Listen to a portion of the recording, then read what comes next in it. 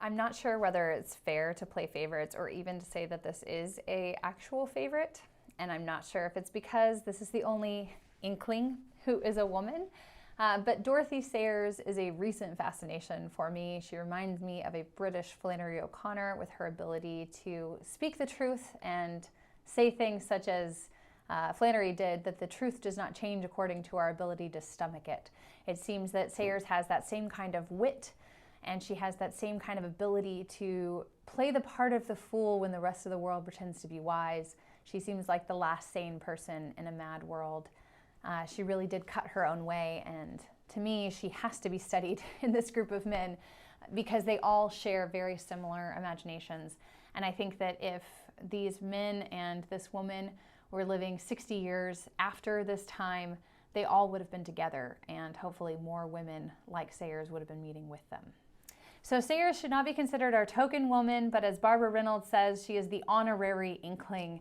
She was born before Lewis. She's about 5 years older than him, and yet they became friends in the 1940s when she was a little bit more famous than he was. She was heavily influenced by Chesterton. Chesterton selected her to be the next president of his detection club, which he founded, so they wrote mystery novels together.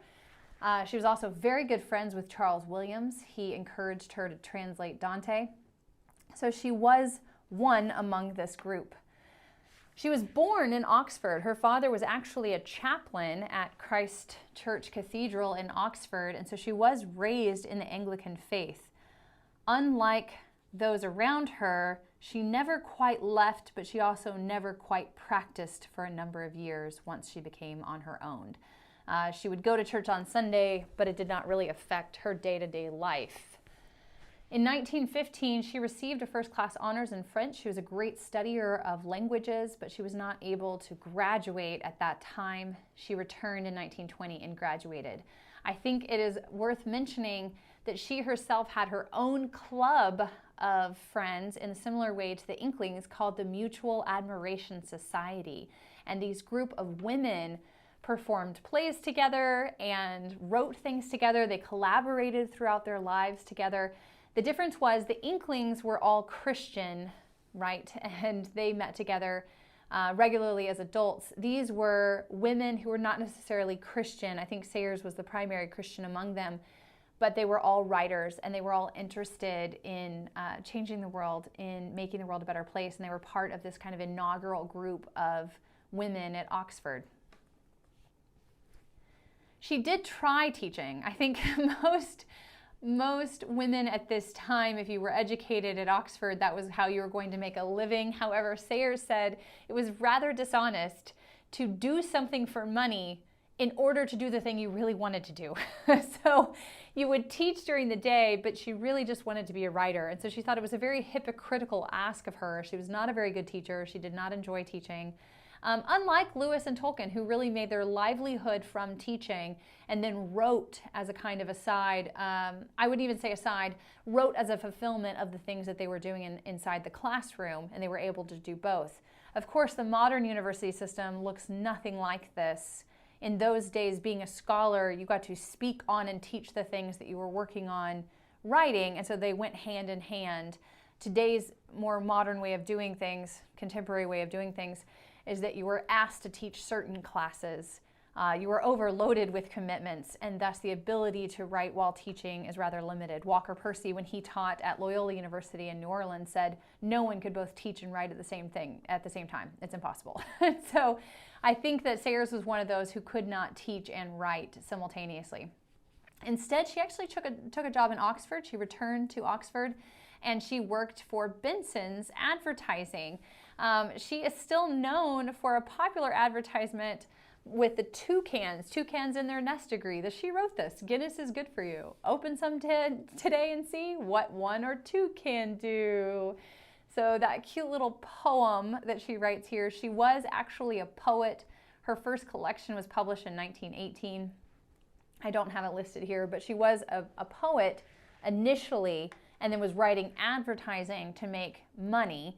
And getting tired of this, she decided in 1923 to publish a mystery novel. She loved mysteries, she enjoyed reading them, and she wanted to make money and live on her own. She lived at Mecklenburgh Square for a little while in London, which is where a lot of famous women had also resided. Virginia Woolf lived there for a time as well. And Mecklenburgh Square is where Harriet Vane, her protagonist, will also live. So Sayers wanted to make a living. And so in 1923, she writes this mystery novel about Lord Peter Wimsey, and she creates this character that everybody loved. And she was able to do this. She wrote him in a way to live out some of her own fantasies, not the same kind of fantasies as Lewis and Tolkien, where they're creating a mythos or a cosmos. She wrote them and set them in the right world. But she was living poor, Mecklenburgh Square, really not in the posh part of London, and yet she writes this aristocrat who owns properties and travels the world and has a butler, and she was able to live vicariously through him in her imagination through creation of Lord Peter Wimsey. However, she soon grew tired of Lord Peter Wimsey, and she was afraid that she would have to kill him off the way that Sir Arthur Conan Doyle actually killed off Sherlock Holmes when he got tired of him. That instead of killing him off, she thought to marry him off, and she wrote a novel called Strong Poison, where she introduced Harriet Vane, also a mystery writer, very much drawn from Dorothy Sayers' personality. And it was this character who she was going to marry off Peter Wimsey and not have to deal with them again. Except that when it came down to it, she could not treat her female character like a plot device. She did not want to objectify her so much that she married her off to this man. Not only that, she didn't want to do that to either one of them. They had become more like real people to her, and she actually thought the best way forward was to draw out their personalities, to make them more complex. By the time we get to Gaudy Night, that's what we in fact have. And in Gaudy Night, if you remember, you have Harriet and Lord Peter Wimsey talking about Wilfred and what to do about this character of Wilfred. And Sayers admits she has to become vulnerable. She has to make these characters as part of herself and really put herself out there and put herself into these characters in order that they can fully function as human beings. And so Gaudy Night becomes one of her more celebrated books, also The Nine Tailors, which she writes later. These stories show her true literary talent as a novelist, as apart from the earlier Lord Peter Wimsey stories, which are a little bit more fantastical and fun, and are stories that are really written for money. These later books become the ones that are taught and still read today. Gaudy Night is a campus novel, meaning that it takes place at a university. In the same way that you have maybe The Invisible Man about being education of the Invisible Man, That Hideous Strength. You have David Lodge's Small World, Philip Roth's Straight Man from the point of view of the professors. So we have stories that are taking place in the academic or college life. But of course, they have very different plots. The epigraph of the novel comes from a sermon by John Donne.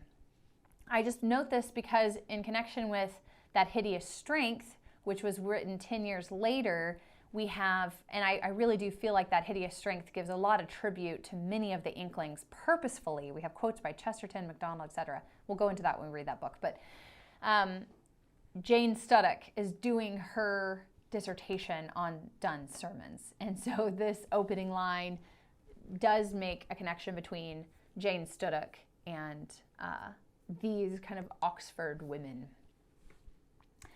The way she describes Oxford is a very romantic way of describing it. She was born there. She knew the town incredibly well. Students dashing to lectures, their gowns hitched hurriedly over summer frocks, piled with books, a grizzled woman dawn crossing the turf with vague eyes, her thoughts riveted upon aspects of 16th century philosophy, right? It's the gray-walled paradise, again an allusion to Donne, the quiet place where only intellectual achievement counted.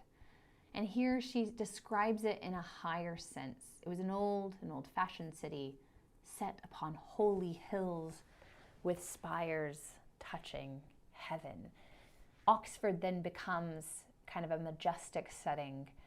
It's a setting that outside of London, right, with all the chaos and busyness, and there are scenes in which Harriet Vane returns to Mecklenburgh Square and she dines with Peter and they go to the theater.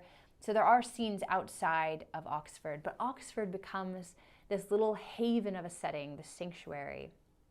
But kind of like Murder in the Cathedral or something, it's a setting that seems to be holy, and yet, because human beings reside there, there's all sorts of fallenness. It is not a place without fault. So it's described in this kind of ideal way where it's no mean city, it's on a holy hill, and yet what faults, what wreckage we will find, what ruins that we will have to sift through in order to save the goods. Harriet Vane, if you have a chance, you should watch on YouTube the BBC 1987 version with Harriet Walters and Michael Simpson. It will at least help you to see Harriet Vane not as Dorothy Sayers. So I'm not really sure if most of you saw that, but definitely that's something that I was seeing as I'm reading the novel. In my head, Harriet Vane looked just like Dorothy Sayers. And so getting to see Harriet Walters in that role, I think, broadens our imagination, our way of conceiving of the story a little bit. It also makes Peter less of a cartoon and more of a realistic person when you get to see him act in the BBC version. In the story, Harriet Vane is someone who took a first in her class in English, similar to Sayers, who took one in French. But she returned to a Gaudy, kind of pressured into it. And again, this was very much like Sayers. As I mentioned, Sayers was part of the Mutual Admiration Society, and her group of friends asked her to return to the Gaudy. The Gaudy was like a homecoming. As she mentions in the book, Gaudy coming from the Latin for joy, right? The joyful night, surprised by joy. This is all sorts of fun. But the Gaudy night, she's going to return under pressure. We don't have records, actually, of Sayers returning to what wouldn't have been Shrewsbury College. It was actually Somerville. The Somerville College was the basis for Shrewsbury College. And Shrewsbury, as we see here, she returns and she's afraid that everyone's going to condemn her. She was living with a man out of wedlock. It was actually his murder that she was accused for and acquitted by Peter Wimsey, that he solved the case, and then they went and solved another murder together in a second book. And now they are at Shrewsbury, where we don't really have a murder on the scene. We actually have a poltergeist. A poltergeist is someone who's writing vandalist notes, causing problems at the university, but you can't see them. They're wreaking all sorts of havoc, unknown and unaware. They are anonymous and in their destruction, and this is what Harriet steps into. So she's thinking that she's going to be pinpointed for her faults and failures, and so when she receives the first few notes, she assumes they're only directed at her and doesn't see the broader context within the university. However, over the course of the story, she begins to realize that it's not just pinpointed towards her, but actually involves everyone. The other sense that we get from Harriet Vane, she says of herself, I have an inferiority complex, but knowing it doesn't help me to get rid of it.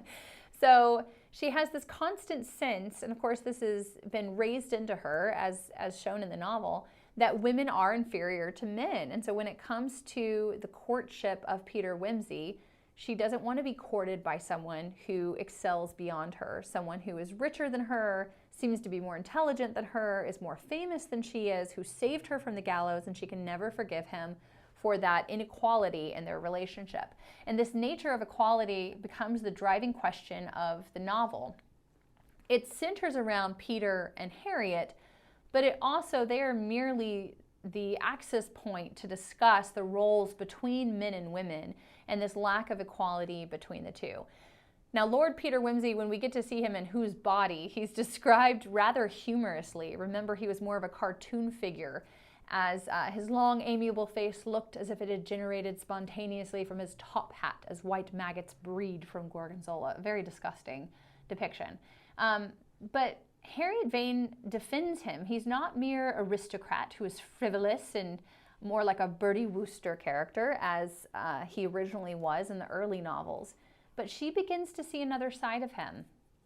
And she begins to see that he's not just a dilettante gentleman, but actually maybe there's some nobility in what he does. There's lots of people that recognize there's murder in the world, and yet they do nothing about it. Whereas Lord Peter Wimsey, at least he takes the time to save people's lives, and he puts himself at other people's service, even at the risk of his own life. And so we do get to see more complexity in the introduction to Gaudy Night, not just between Harriet and Peter, but also their roles as as women and men in this novel and what it means to be a man or a woman during this time. Surely a question we have to consider when we think of Sayers as the honorary Inkling in a title that's usually just reserved for the men who met at Magdalen College.